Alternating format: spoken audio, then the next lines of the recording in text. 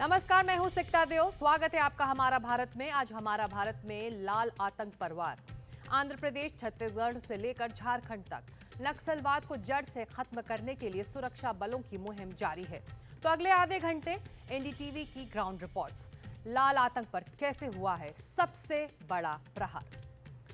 10 करोड़ के इनामी नक्सली बसवराजू को कहां और कैसे मार गिराया गया, जंगलों के जनरल और उसकी नक्सली सेना कैसे मुठभेड़ में मारी गई, इसकी पूरी दास्तां सीधे अबुझमाड़ के जंगलों से जानेंगे हमारी ग्राउंड रिपोर्ट में। साथ ही बात होगी झारखंड की, जहां इनामी नक्सली पप्पू लोहरा और उसका साथी प्रभात लोहरा मारा गया। कौन है ये दोनों, जानेंगे आगे। लेकिन पहले छत्तीसगढ़, जहां के जंगलों में हुआ था नक्सलियों के खिलाफ बहुत बड़ा ऑपरेशन।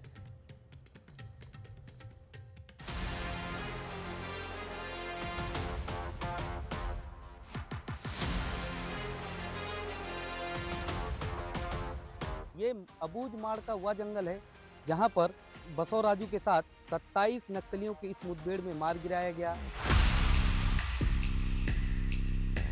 जवानों ने माओवादियों को चकमा देने के लिए केवल एक ही ऑपरेशन नहीं निकाला, कई ऑपरेशन छोटे छोटे लॉन्च किए। तस्वीरें में हम दिखाने की कोशिश कर रहे हैं। जंगली पूरा डेंस फॉरेस्ट इलाका है ये अबूझमाड़ का। लगातार 10 घंटे चलने के बाद एनडीटीवी की टीम अबूझमाड़ के इस जंगल पर पहुंची है। ये देखिए, यहाँ पर आपको ये कारतूस के निशान दिखाई दे रहे होंगे। 1 2 3 4 5 6 7 8 9 10, यानी कि हैवी फायरिंग। पेड़ अपनी गवाही दे रहे हैं। ये देखिए 1 2 3, ये पेड़ों पर गोलियां लगी हुई हैं। जवान इस तरफ से आए, कुछ जवान उस तरफ से आए, दंतेवाड़ा के जवान पीछे की साइड से आए। चारों ओर से नक्सलियों को यहाँ पर उन्होंने घेराबंदी की।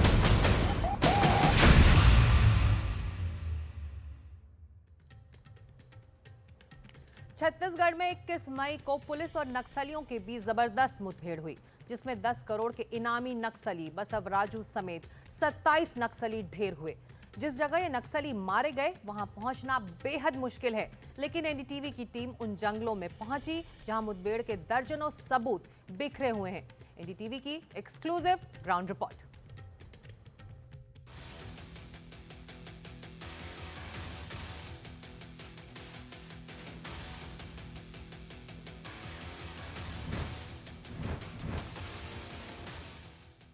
छत्तीसगढ़ के अबूझमाड़ के सबसे कोर एरिया में वो छुपा था। माओवादियों का पोस्टर बॉय, उनके संगठन का सर्वे सर्वा, केंद्रीय महासचिव बसवराजू उर्फ गगन्ना।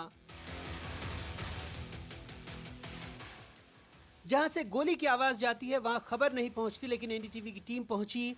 पहले गाड़ी, फिर बाइक, फिर पैदल, नदी, पहाड़, जंगल और फिर ग्राउंड जीरो गुंडेकोट।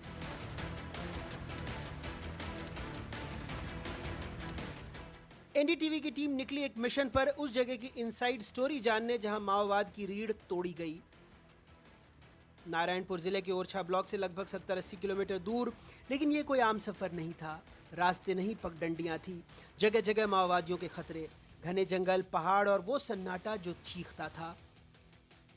10 से 15 घंटे की थकान, डर और जोश के बीच एनडीटीवी की टीम पहुंची ग्राउंड जीरो गुंडेकोट गांव, अबूझमाड़ का सबसे भीतरी इलाका।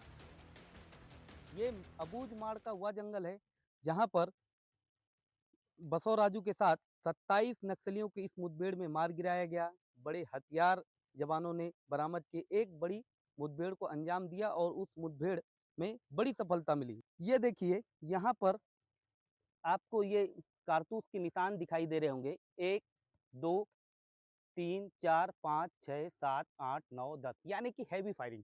लगातार इस इलाके पर फायरिंग हुई, हैवी मुठभेड़ हुई, जिसके बाद बड़े नक्सली लीडरों को मार गिराने में जवानों ने सफलता हासिल की। इस पूरे मुठभेड़ में एक डीआरजी का जवान भी शहीद हुआ। यहाँ माओवादियों का सामान आपको दिखाई दे रहा होगा। ये मुठभेड़ के बाद हो सकता है कि उनके शवों को यहाँ पर जो उनके जूते हैं निकाले गए होंगे। ये वसूला है जिससे किसी हथियार पर धार बनाया जाता है। ये कारतूस आपको दिखाई दे रहा है। कारतूस पे बताया जा रहा है कि यह AK-47 का कारतूस है। 5.56 इस पर लिखा हुआ है। पुलिस के मुताबिक बसव राजू 6 महीने से इसी इलाके में छिपा था। इनपुट पक्का था, 4 जिलों से जवान निकले, जंगल घेर लिया गया और फिर शुरू हुई भीषण गोलीबारी। घंटों चली इस लड़ाई में देश भर में वांछित बसव राजू सहित 27 खूंखार माओवादी मारे गए, लेकिन 2 जवान भी शहीद हुए। अबूझमाड़ में ये ऑपरेशन सिर्फ एक मुठभेड़ नहीं, नक्सलवाद के खिलाफ सबसे बड़ी कार्रवाई थी। जो अबूझमाड़ के जंगल में मुठभेड़ हुई, यहाँ पर हर जगह आपको गोलियों को निशान दिखाएगा। पेड़ अपनी गवाही दे रहे हैं। ये देखिए 1, 2, 3 ये पेड़ों पर गोलियां लगी हुई हैं। घसीटने के निशान साफ तौर पर दिखाई दे रहे हैं। यहाँ पर जो बसव राजू हैं उनके साथ उनके सुरक्षा में 26 नक्सली मौजूद थे, जिन्हें जवानों ने 2 ओर से घेरा। ये ऐसा इलाका है कि एक साइड दंतेवाड़ा का हिस्सा लगता है, दूसरे तरफ नारायणपुर का हिस्सा लगता है। बताया जा रहा है कि जब नक्सली इस इलाके से सुरक्षित बच के निकलने की कोशिश कर रहे थे, तो जवान उन्हें नारायणपुर की तरफ से भी यहाँ पर घेर लिए थे। सोच सकते हैं कि कितनी भीषण मुठभेड़ रही होगी। ये जो दिख रहे हैं आपको निशान, ये सब गोलियों के निशान हैं। इस इलाके पे लगातार फायरिंग हुई। बाँस पर आप देखेंगे चारों ओर गोलियां दिखेंगी, चारों ओर घसीटने के निशान दिख रहे हैं। मतलब चीख-चीख करके ये अबूझमाड़ का जो जंगल है, इस बात की गवाही दे रहा है कि यहाँ नक्सलियों और जवानों के बीच भीषण मुठभेड़ हुई, जहाँ जवानों को अहम कामयाबी हाथ लगी, जिसमें 1.5 करोड़ के इनामी नक्सली नंबाला, बसव राजू उर्फ BR दादा, कई नामों से जाने जाते हैं। देख सकते हैं, ये आपको जूता दिखाई दे रहा होगा। निश्चित तौर पर यह किसी बड़े नक्सली लीडर का जूता है, क्योंकि अगर वह लड़ाका नक्सली होता तो इस तरीके का जूता पहनता। या किसी बड़े नक्सली का यह जूता है। लाल आतंक के खिलाफ कार्रवाई में ये ऐतिहासिक कामयाबी है। सफलता मिली है, हमको लगता है कि अभी तक का सबसे बड़ी सफलता है, जिसमें माओवाद का जो महासचिव था, पोलित ब्यूरो का सदस्य था बसवा राजू गगन्ना, उसको हमारे जवानों ने न्यूट्रलाइज किया है। इससे नक्सलवाद को एक बहुत बड़ा झटका लगा है। बताया जा रहा है कि बोटेर पार करते ही मिला था सबसे बड़ा इनपुट। गगन्ना माड़ डिवीजन के कंपनी नंबर 7 के लड़ाकों के साथ गुंडेकोट के कलेकोट जंगल में था। जवानों ने जंगल को चारों तरफ से घेरा, लेकिन पहले से घात लगाए माओवादियों ने बरसा दी गोलियां। घंटों तक चला मौत का खेल और इसी जंगल में खत्म हो गई बसव राजू की कहानी। अबूझमाड़ के गुंडेकोट में जहां मुठभेड़ हुई, वहां पहुंचना बहुत ही मुश्किल है। यहां चारों ओर उस मुठभेड़ की निशानियां बिखरी हुई हैं। यहां फिलहाल सन्नाटा है। लाल आतंक का एक बड़ा अध्याय अब इतिहास वहां बन चुका है।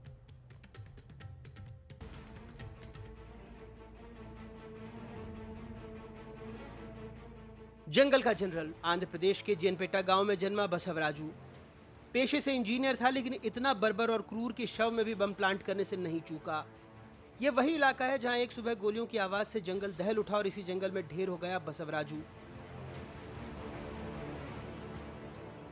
चारों तरफ जंगल और उसी जंगल में गोलियों के निशान, जले हुए कपड़े, खाली कारतूस, माओवादी साहित्य बिखरा पड़ा। गोंडेकोट के कलेकोट जंगल में फैली 5 से 6 किलोमीटर की मुठभेड़ की कहानी, जिसे NDTV की टीम ने वहां की मिट्टी में जाकर सुना, महसूस किया और कैमरे में कैद किया। क्लाइमेक्स का ये सीन करेगुट्टा में हुई मुठभेड़ से ही निकला था। बीते दिनों जिस तरह से एक ऑपरेशन लॉन्च हुआ और केरागुट्टा की जो बात कर रहे हैं आप, कर्रेगुट्टा के बाद एक ऑपरेशन फिर से लॉन्च हुआ, ये बसव राजू वाला। इसको लेकर जो मेरे पास जो कुछ जानकारी मिली है, बताया जा रहा है कि बसव राजू की लोकेशन कई दिनों से बार बार चेंज हो रही थी। एक सबसे खास बात यह है कि कंपनी नंबर 7 जो है वो ही बसव राजू की सिक्योरिटी का काम देखता था। और कंपनी नंबर 7 के कुछ माओवादियों ने बीते दिनों सरेंडर किया। सरेंडर करने के बाद अब कई बार ये होता है कि जब माओवादी सरेंडर करते हैं तो उन्हें अपनी ईमानदारी शो करनी होती है पुलिस के सामने कि हाँ, उन्होंने वाकई में समर्पण कर दिया है और संविधान के साथ आ गए, आप पर भरोसा है। प्रवीण, मैं बातचीत जारी रख रहा हूँ। आप तस्वीरें दिखाते रहिए। जंगल में हम जो चल रहे हैं, जंगल की जो तस्वीरें हैं वो आए कि किस तरह से अबूझमाड़ का जो इलाका है वो कैसा है, वो तस्वीरें भी जाए। माफ़ करिएगा, आपको रोका बीच में।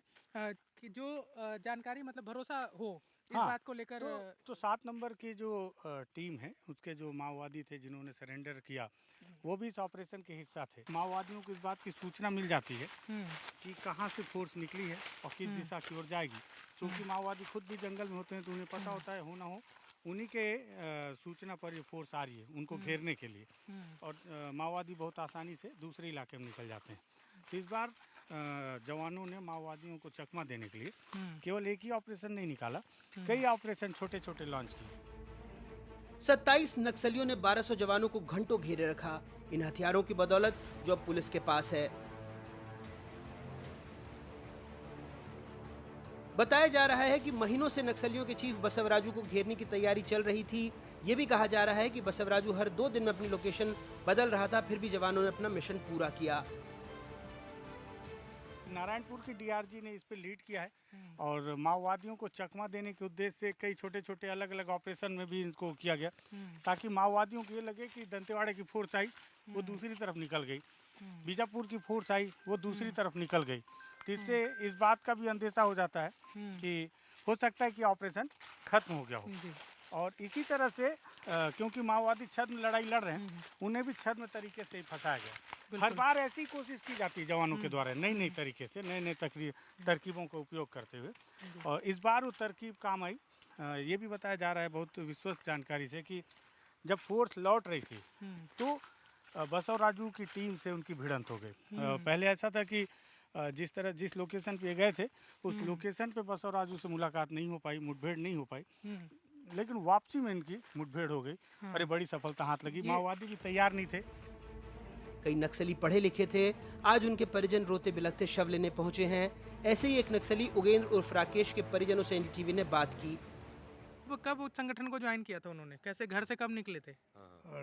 2016 2016 में। 2016 में हैदराबाद को जाने के स्टडी पर्पस में जाते हूँ बोलने, और जाने के बाद में गांव को नहीं आ रहे, नहीं देखने, नहीं पूछने।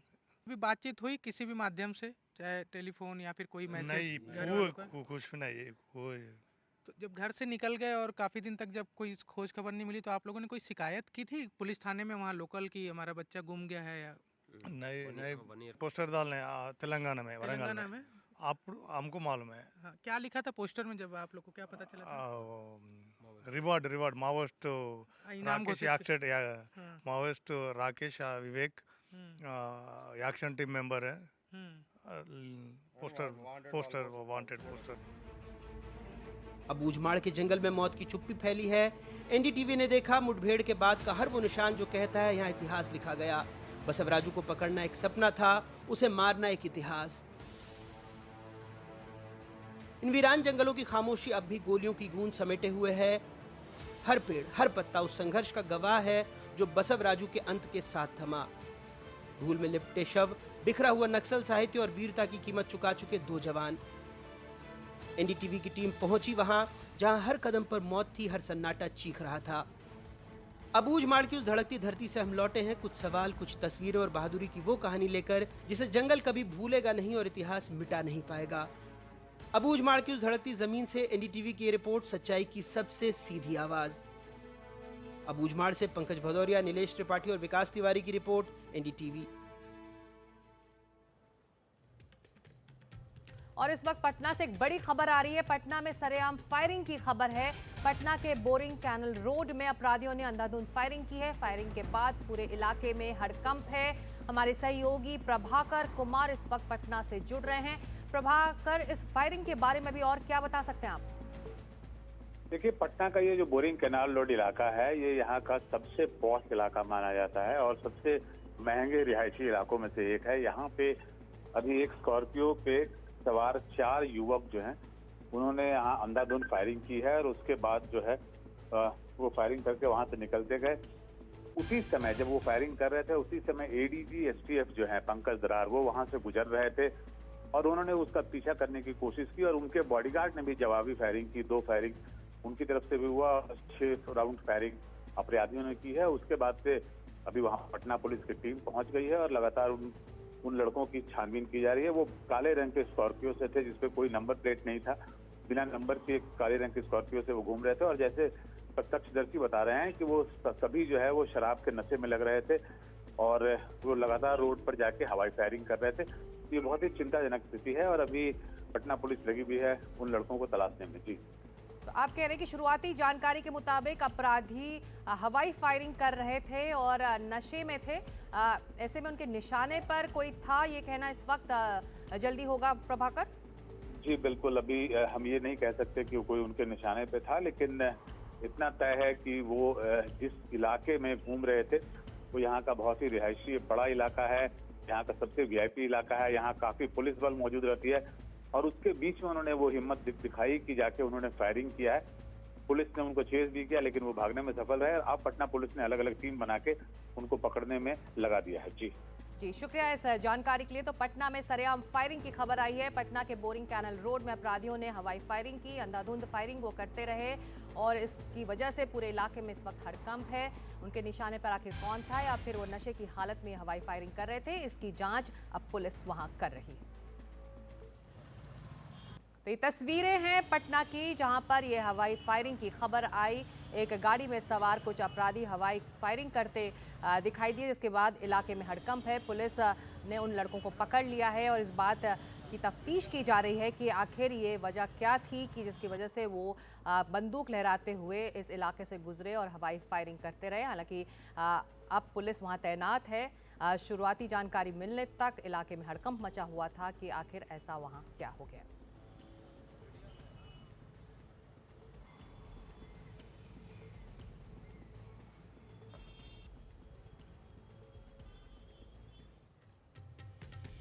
तो हमारा भारत में आज इतना ही। कल हम फिर मिलेंगे ठीक इसी वक्त हमारी ग्राउंड रिपोर्ट्स लेकर। तब तक के लिए नमस्कार। एनडीटीवी इंडिया में लगातार खबरें जारी हैं।